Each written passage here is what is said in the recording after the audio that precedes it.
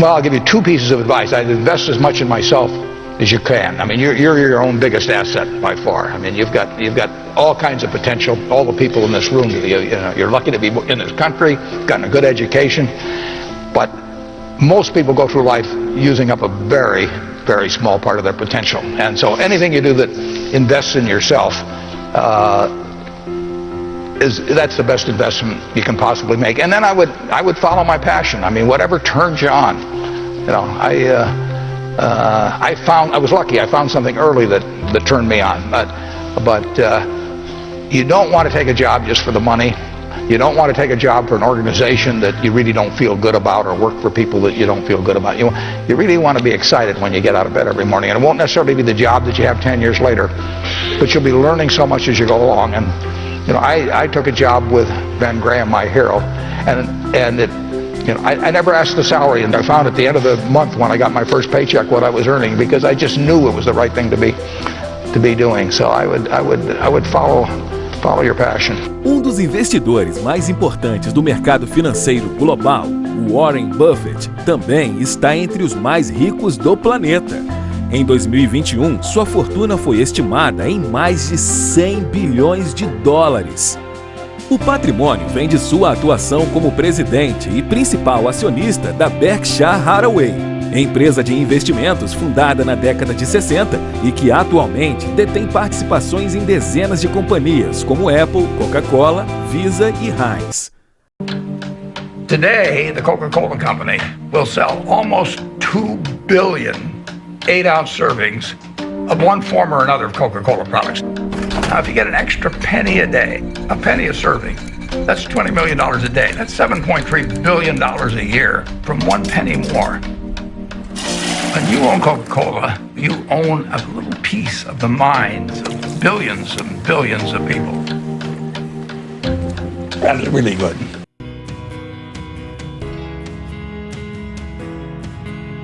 What I call the newspaper test. How would they feel about any given action if they knew it was to be written up the next day in their local paper, to be read by their family, by their friends, by their neighbors, written by a smart but kind of unfriendly reporter. And if it passes that test, it's okay. And I tell them if anything is close to the lines, it's out. À frente da Berkshire, Buffett tem batido consistentemente os índices S&P 500 e Dow Jones por décadas, ao aplicar conceitos de value investing e gestão de risco para multiplicar seu capital. Seu retorno médio de mais de 20% ao ano nas últimas 5 décadas e suas lições de vida renderam ao Warren Buffett o apelido de Oráculo de Omaha, em referência à cidade do meio oeste americano onde ele nasceu e vive. 70 years ago, I was in high school, almost a third as long as the country has been around. And when I was in high school, I really only had two things on my mind: girls and cars. and I wasn't doing very well with girls, so we'll talk about cars. But let's just imagine that when we finish, I'm going to let each one of you pick out the car of your choice. Sounds good, doesn't it? Pick it out, any color, you name it, it'll be tied up with a bow, and it'll be at your house tomorrow. And you say, well, what's the catch? And the catch is that it's the only car you're going to get in your lifetime. Now, what are you going to do knowing that that's the only car you're ever going to have and you love that car? You're going to take care of it like you cannot believe. Now, what I'd like to suggest, you're not going to get only one car in your lifetime, but you're going to get one body and one mind, and that's all you're going to get. And that body and mind feels terrific now, but it has to last you a lifetime. O investidor também coleciona frases espirituosas. Never lose money. Rule number 2, never forget rule number 1. The world is a great movie to watch, but you don't want to sleepwalk through life. The important thing to do is to look for the job you would take if you didn't need a job. And life is wonderful then. I mean, you know, you jump out of bed in the morning because you're really looking forward to the day. I have, for over 60 years, been able to tap dance to work just because I'm doing what I love doing. And I just feel very, very lucky. Okay, class dismissed. You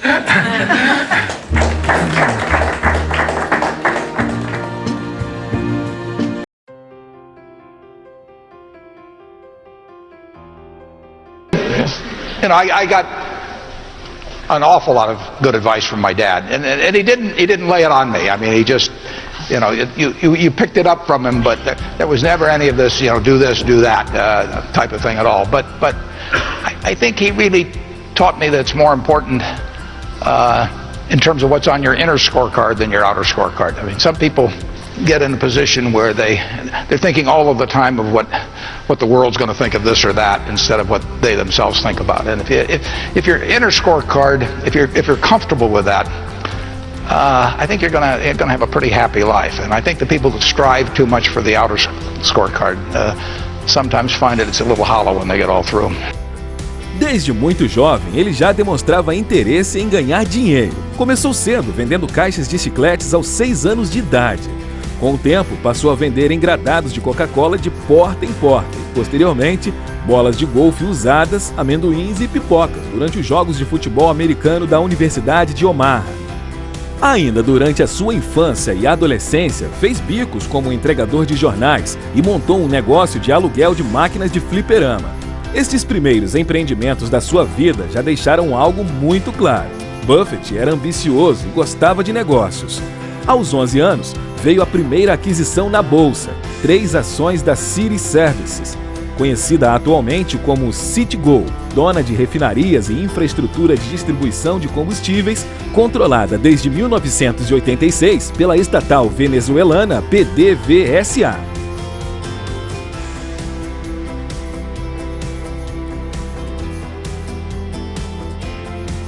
Well, usually I look in the mirror. To be perfectly honest.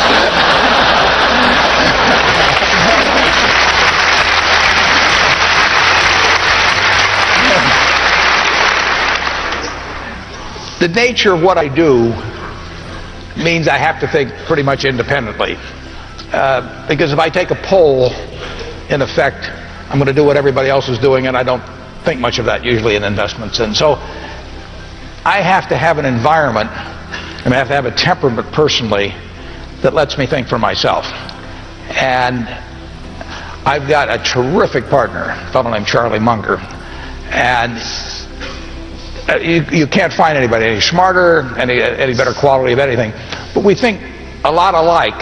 And we do talk things over occasionally, but we don't talk them over very often because I know how he thinks, he knows how I think. He's taught me a lot, you know, and you know, why should I pay for a phone call if I know what he's going to say?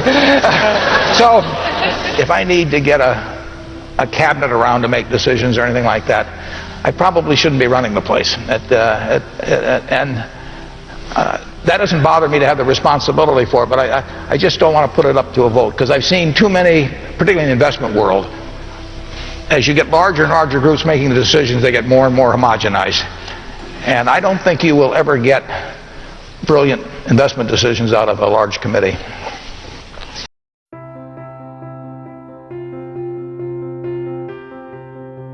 Yeah, well, one thing I will tell you that I didn't realize when I was getting out of school is how much the unusual person will jump out at you. I mean, you know, and it isn't because they got 200 IQs or anything like that. It's really because of just how they behave, you know, what they bring, the energy they bring, the commitment they bring, the quality of how they do things, how they treat the people around them, all kinds of things. But you will jump out much more than you might anticipate. One of the things you would want to be sure to do is, whether you like it or not, get very comfortable, it may take a while, with public speaking, for example. I mean, that's an asset that will last you 50 or 60 years, and it's a liability if you don't like doing it or are uncomfortable doing it, that also will last you 50 or 60 years, and it's a necessary skill. But a lot of the skills are just human skills. If you get the best out of people around you, that's a rare talent, and it doesn't correlate with IQ. It correlates with an attitude and toward the world and toward other people. And it's a talent that if you work at early and you're really conscious about it, you know, you don't have to show up other people. You know, you don't have to be smarter than they are or anything else. You want to bring out the best in them. It will pay huge dividends. And so I saw an ad in the paper for the Dale Carnegie course, which worked on developing your ability to speak in public. And I went down there. Be sincere. A good smile has the same effect as a puppy's tail. When a puppy wags... They made us do all these crazy things to get out of ourselves, and so we stood on tables and did all kinds of things.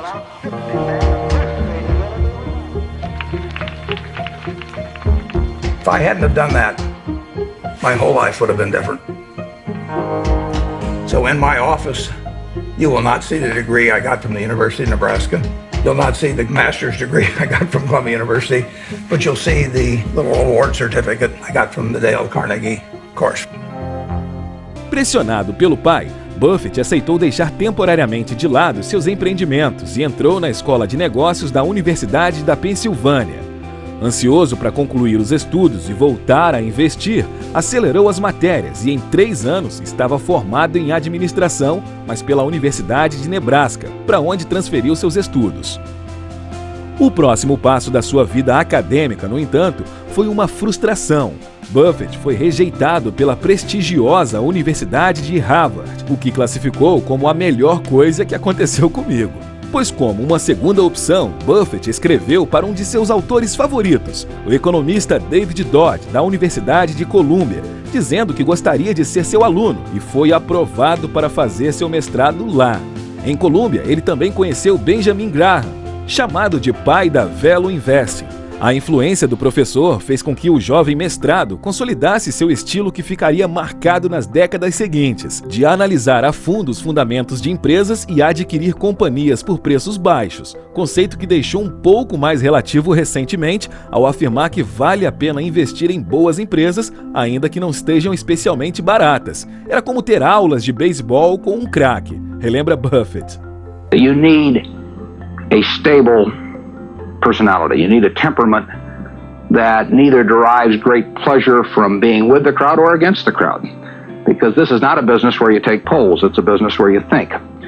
And Ben Graham would say that you're not right or wrong because 1,000 people agree with you. And you're not right or wrong because 1,000 people disagree with you. You're right because your facts and your reasoning are right. O tempo e os juros compostos são um grande amigo do investidor paciente. Em suas palestras, o bilionário costuma relembrar de uma frase atribuída a Albert Einstein, de que os juros compostos são a força mais poderosa do universo. Em suas aulas com Graham, Buffett aprendeu a buscar empresas que estão sendo negociadas abaixo de seu valor. Por isso, faz análises cuidadosas do balanço, gestão, mercado e resultados da companhia. Tudo para ter confiança de que está fazendo um bom investimento, afinal, o objetivo é ficar com os papéis na carteira por décadas. Einstein is reputed to have said that compound interest is the 8th wonder of the world or something like that. And it goes back to that story you probably learned when you were in grade school where somebody did something for the king and the king said, "What can I do for you?" And he said, "Well, let's take a chessboard and put 1 kernel of wheat on the first square and then double it on the second and double it on the third." And the king readily agreed to it. And by the time he figured out what 2 to the 64th amounted to, he was giving away the entire kingdom. So it's a pretty simple concept, but over time, it accomplishes extraordinary things.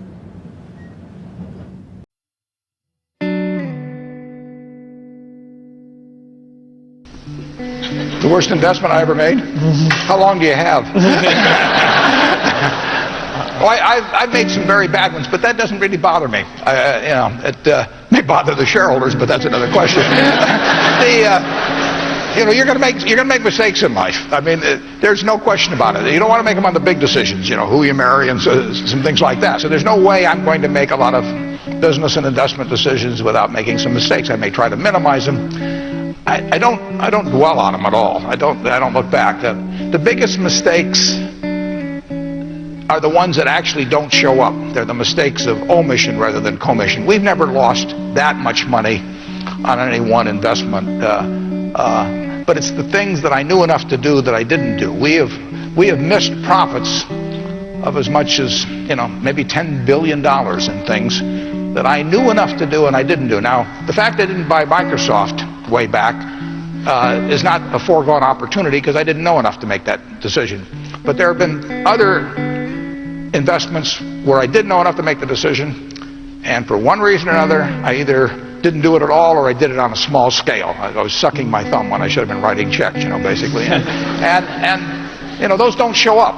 There's no place where it shows missed opportunities, but I've missed some big ones. The triumphs in life are partly triumphs because you know that everything isn't going to be a triumph. I would never get too hung up on mistakes. I know a lot of people that really agonize over them, and it just isn't worth it. I mean, tomorrow's another day and you live it forward and just go on to the next thing. No mercado, Buffett é visto como um contrário, aquele que muitas vezes age no sentido oposto ao mercado. Seja cauteloso quando os outros são gananciosos e seja ganancioso quando os outros estão cautelosos, afirmou. Um dos seus mais reconhecidos movimentos contrários foi durante a crise de 2008, enquanto diversas gestoras quebraram e realizaram perdas vendendo ações a preços baixos. Buffett agiu com frieza e usou a liquidez da Berkshire para fazer investimentos em empresas e empréstimos a bancos com problemas. Além de ser um contrário no mercado financeiro, sua vida pessoal é a oposta daquela esperada de um mega bilionário.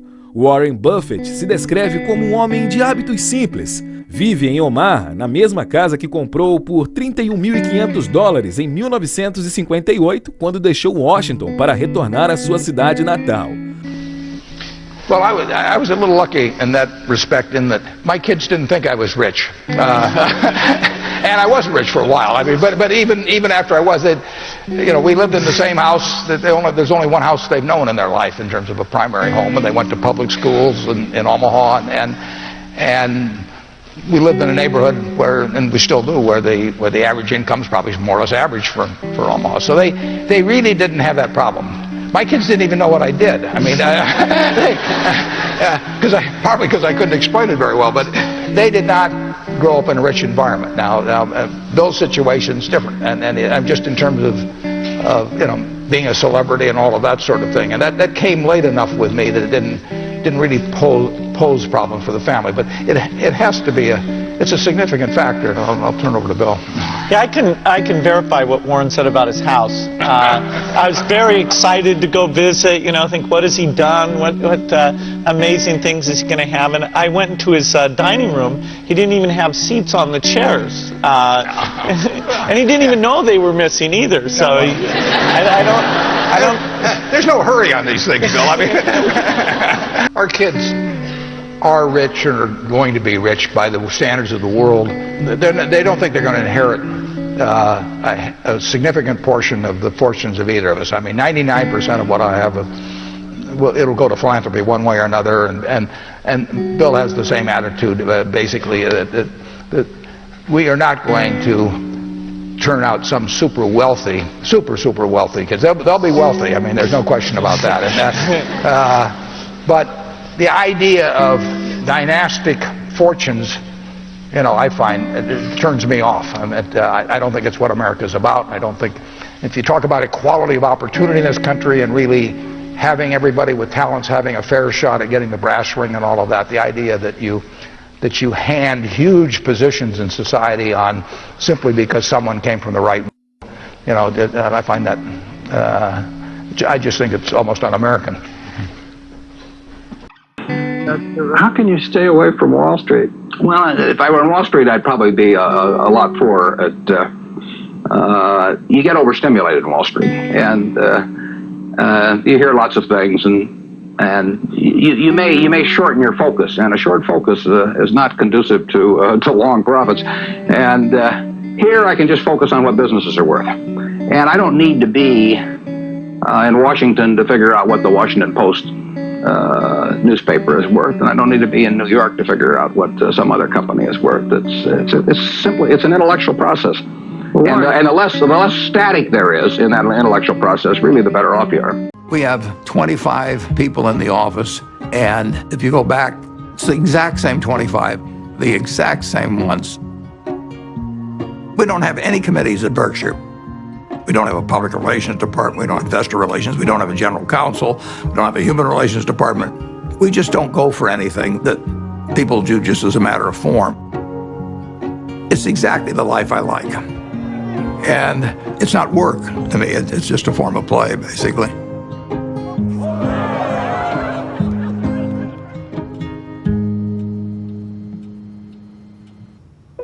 The biggest thing in making money is time. You don't have to be particularly smart, you just have to be patient. Susie didn't want to wait as much as I did, but she never quite appreciated compounding like I did. Warren, your approach seems so simple.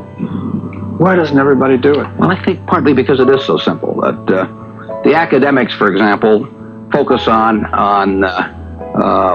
all kinds of variables. Partly because by academics, you mean professors of finance? The data's there. In business school? Sure, and the data's there. So they focus on whether if you buy stocks on Tuesday and sell them on Friday, you're better off, or if you buy them in election years and sell them in other years, you're better off, or if you buy small companies. There are all these variables because the data are there, and they've learned how to manipulate data.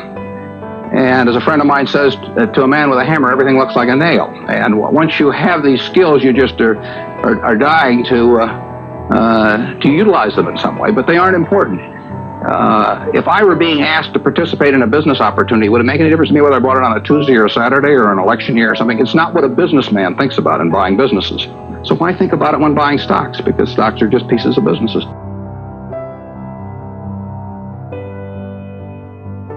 I would say this in terms of success. This will surprise you. But I would say I've never known anybody that got to my age or close to my age that had lots of people that loved them that felt anything other than a success. I mean, you have lived a successful life if, as you get older, the people that you hope love you do. And that includes your family, your business associates, all kinds of people. And the converse of that is that I know people enormously wealthy, they get schools named after them, and they get dinners in their honor, all that sort of thing. And the truth is that nobody thinks a thing of them. And I have to believe they know that, and that everything gets quite hollow in their life at that point. And they've got all these markers, and there's people on the Forbes 400, that are in that category. And I won't name names. A lot of people by this point in my life, I've seen them in very ordinary jobs, all kinds of situations. If the people around them love them, they feel very successful. Buffett também se tornou o maior filantropo da história. Depois da morte da sua ex-esposa e ativista Susan Buffett, fez um movimento histórico ao decidir doar toda a sua participação na Berkshire à Bill e Melinda Gates Foundation, do bilionário e amigo Bill Gates. Outro percentual menor foi repassado para iniciativas lideradas pelos seus 3 filhos e a organização de Susan. Desde o anúncio em 2006, Buffett já doou 34 bilhões de dólares e segue fazendo transferências anuais para a caridade. I have the pleasure of introducing a good man whose great decision is going to change the world, Warren Buffett.